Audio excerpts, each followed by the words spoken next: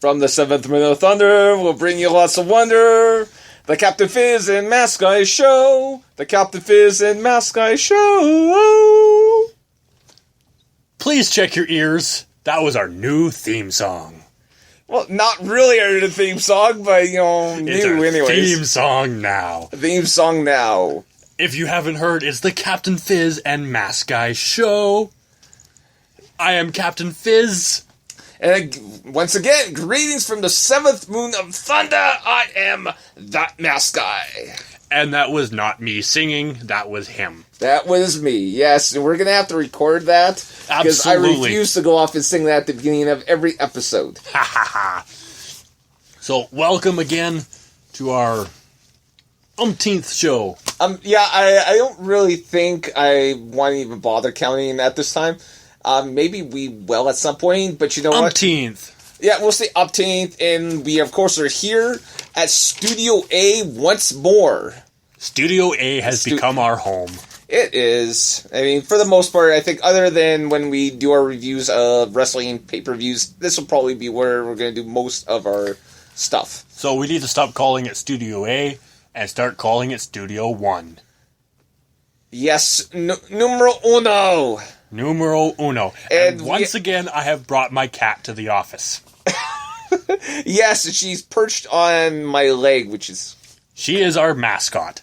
So, very short news tonight. Different random things. Spider-Man has announced its new writers. Not really surprised because they have been hinting at it for a while. It's John Francis Daly and Jonathan M. Goldstein. They've pretty much been hinting at it. They refuse to comment on it. They've come out to say they are going to be doing the writer for the new Spider-Man reboot, which I'm kind of sick of the name Spider-Man Reboot. Spider-Man reboot. It reminds me of Spider-Man and Reboot put together, and that just doesn't sound right. So it's the new Spider-Man.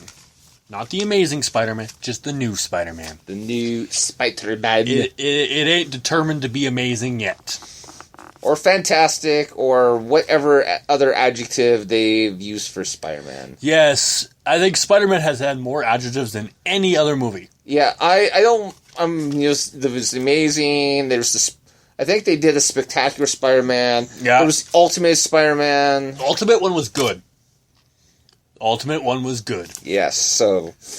I don't know, I'll definitely be weary. Anything that I feel is on the fringe of, Marvel properties, I'm very weary of these days. Yeah, I'm kind of sick of the whole adjective between the superheroes. It's the Incredible Hulk, the Amazing Spider-Man. Well, the Hulk is incredible. Not really. He nuclear weapon. Do you call nuclear weapons amazing? Or incredible? I call them whatever the one who's using them says. Well, you suck. It's like, you make the communist happy. Wow. Okay. So, we got that. Not really much news on the new Spider-Man, other than the fact that Sony continues to still run it. Yeah, and what is this? You were telling me something about the writers of the movie. Yes, the writers of these movie are from The Vacation, which I have not seen, I probably won't see, and I'll probably never see. And I'm a little confused what movie, vacation movie they're talking about. This is the movie I don't even think is out in theater yet. Oh, so, it's that vacation movie, which is supposed to be kind of a sequel to all the National Lampoon's vacation movies. Yeah, so it's going to go down the toilet like everything else. Oh, my Atlanta. Yeah, so, yeah, moving on to something actually we are potentially more excited for. The new Gambit movie. It's going to be probably the most priciest big movie that, they have done in a while.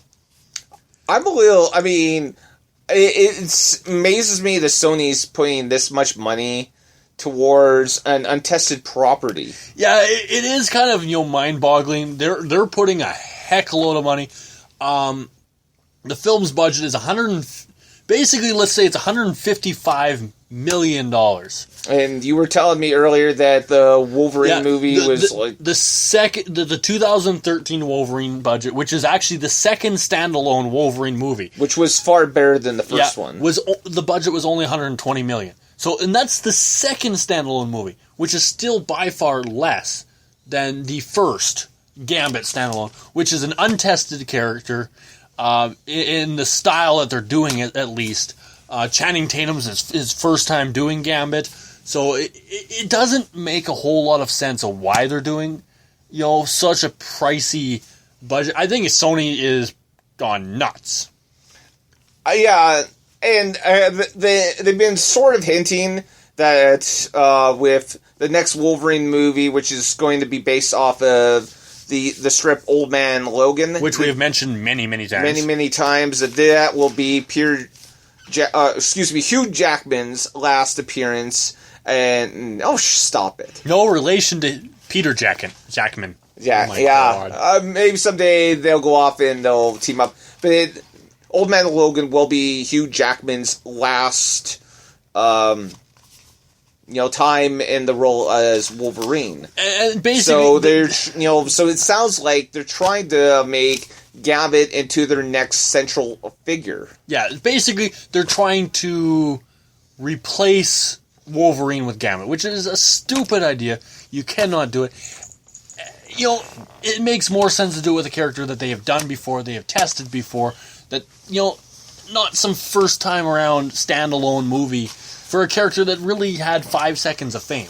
But the way I look at it is, I'm not really sure who they could possibly have as a standalone central figure at this point. Me. You. Well, you're not a superhero. Oh, I can be. Dun, dun, dun, dun. No. No. So, no. But in comparison, we will put it this way: $30 million of that is going to the Louisiana employees. So the budget's higher, but at the same point, maybe in comparison, when you take away the $30 million that's going to the employees, it's not a huge difference more. Probably not, but again, who knows? But it does make you question why so much to the employees. Yeah, I know that, they're trying to... A lot of people have been trying to help out that area, for the longest time, they've been hurt by natural disasters. Yeah, it just... I don't know. It kind of seems a little fishy. It seems fishy to you, eh? Well, it's like, we'll give you $30 million. Now come watch our movie. You hope that they're going to go off and watch your movie. Well, if they're giving me $30 million, I'm dang well going to do anything they ask me to. No kidding, eh? So it's going to feature a lot. Wow, I really cannot speak today. I blame you. You started this. Okay, you know what? You can blame me for a lot of things, but you tripping over your own tongue is not one of them. I refuse to take any blame for that. Touche. So it's going to feature a lot of criminal types, and I mean a lot. But at this moment, there's no one recognizable from the comics. So not only are they doing a first-time, high-budget, standalone character for Gambit, but no one knows who the villains are.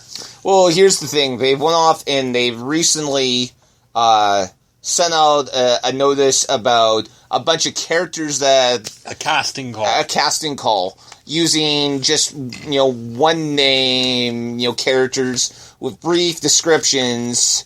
And, for the most part, they're not even really set on what, authenticity, they want these individuals to be. Why I don't understand this. Like, you have such a high budget, you have such a, a main attraction star playing as Gambit, Channing Tatum. Don't get me wrong, like, he's a phenomenal actor, but I do not feel that Sony is doing enough to be serious about this character as much as he is. Well, I'm looking at this, and the reason why, they put out the names, it's obvious they don't want, the actual characters to be leaked out. But at the same point, like, you and I read some of the descriptions, but there's no clear image on what they're looking for. A lot of them say any ethnicity, so it's like they don't have a clear image of what character they're looking for, or who they're looking for. It just doesn't seem like they have a clear image on the direction they are going with this. Very true.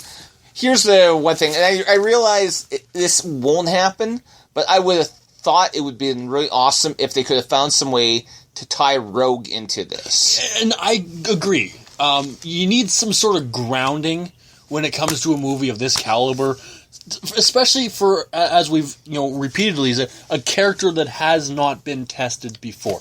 You need that grounding agent in that movie to give the fans some sort of familiarity, some sort of, not so much originality, but recognition of where this character is coming from. Exactly, and I mean, it's in the comics and in different versions of the cartoons.